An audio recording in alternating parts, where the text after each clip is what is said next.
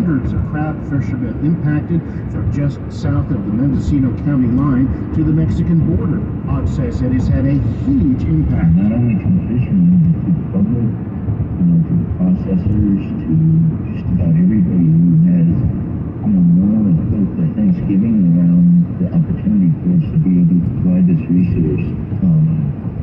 It's a difficult thing, and it does have a significant economic impact. Crab season was set to begin November 15th.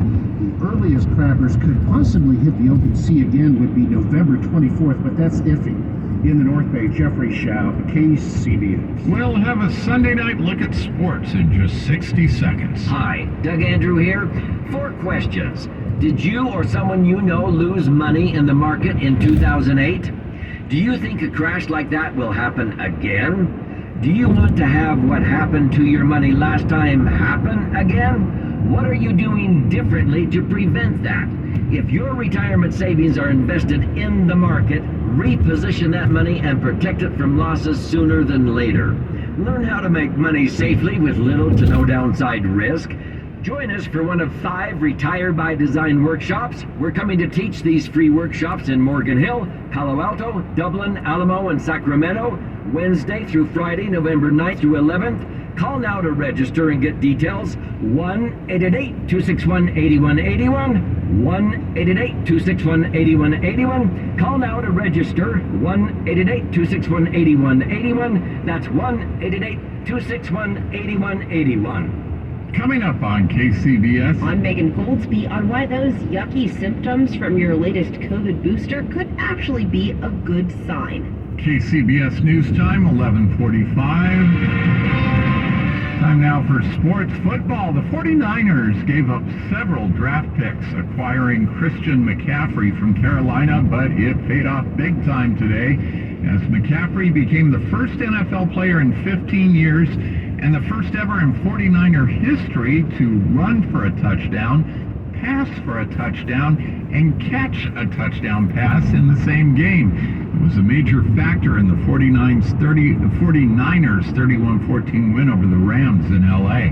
Basketball, Warriors lost at Detroit 128-114. With more sports, here's KCBS's Stephen Langford. The U.S. women's national team look to defend their World Cup title in New Zealand. The groups have been drawn, and for the U.S., they are in Group E, along with Vietnam and the Netherlands, with the 4th team yet to be determined. The first task of the World Cup is to make it out of the group stage, and former champion with the U.S., Julie Foudy, feels confident that this is the perfect group, as she told ESPN. I mean, this is about as favorable a draw as the United States could have hoped for. And given some of the past draws for the United States, they're definitely doing a little jig for a couple reasons. One, it's a very winnable group.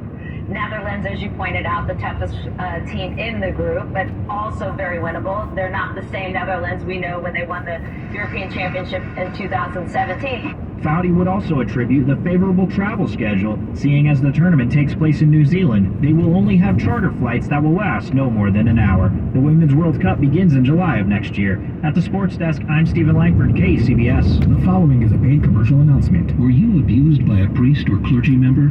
You are not alone, and we can help you hold the church accountable, regardless of your age, and even if your abuser is no longer working, or even living. Thousands of victims have filed claims and been awarded significant compensation, but the deadline is quickly approaching, so call Stop Clergy Abuse right now. Your call is free, private, and confidential. Even if you don't remember the abuser's name, we may be able to help, but time is limited, so call now. Catholic dioceses have paid more than $3 billion to victims, with the average national settlement at $268,000. In parts of California, the settlements are much higher. Call 855-43-ABUSE now, or soon you may forever lose your chance to file a claim. You can't change the past, but you can be compensated for it. Call 855-43-ABUSE. A representative is standing by to help. Call 855-43-ABUSE. That's 855-43-ABUSE. Trick or treat! Pretty sweet, huh? This Halloween, Smart & Final has red or green seedless grapes for just $1.49 per pound. Happy Halloween, kids! That lady was scary. Smart & Final, one trip and that's it. Let's see how scary traffic is right now. Frank Munich checks in from the traffic desk. Well, it is a little bit daunting if you're trying to head through San Francisco. Southbound 280, just before Ocean Avenue, we had an accident blocking the two right lanes. We have those two right lanes closed for really the better part of a half an hour. Some good news, just in the last couple of minutes, those lanes have reopened, so everything is now being cleared in the wake of that two-car injury crash, but the damage has been done. We're still seeing a little bit of brake tapping on southbound 280 just before Ocean Avenue. Problem being reported in the Vacaville area, eastbound 80, just past Allison Drive, that near Allison, north of Vacaville. We have a stalled car blocking the far left lane back to San Francisco for a hit-and-run crash, northbound 101, just before Vermont Street. But that car is on the right-hand shoulder, and we have road work on Highway 4 east of Discovery Bay, both directions of Highway 4.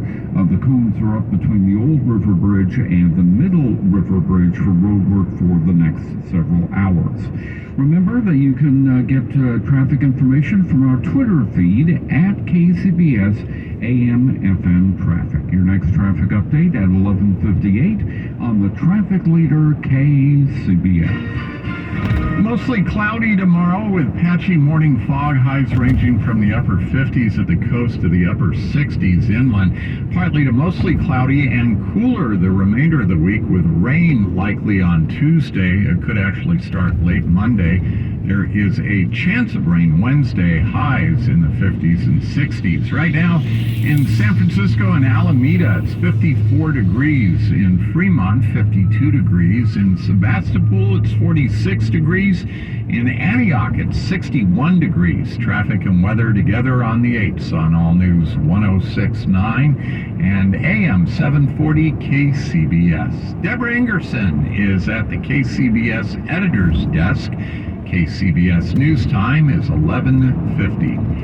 If you are someone who gets strong reactions after your COVID shots, you just may be getting stronger protection from the virus. As KCBS's Megan Goldsby reports, new research out this week suggests a link between side effects and immunity. Specifically, if you've had that feverish feeling, chills, and muscle pains, which absolutely happened to me after my latest booster, your antibodies may be slightly stronger when it comes to facing COVID-19. Those are the findings out of a study led by Dr. Amelia Herman, an assistant professor of medicine at Columbia University Irving Medical Center. After we received their questionnaire responses, we also asked them to submit a dried blood spot sample to our laboratory.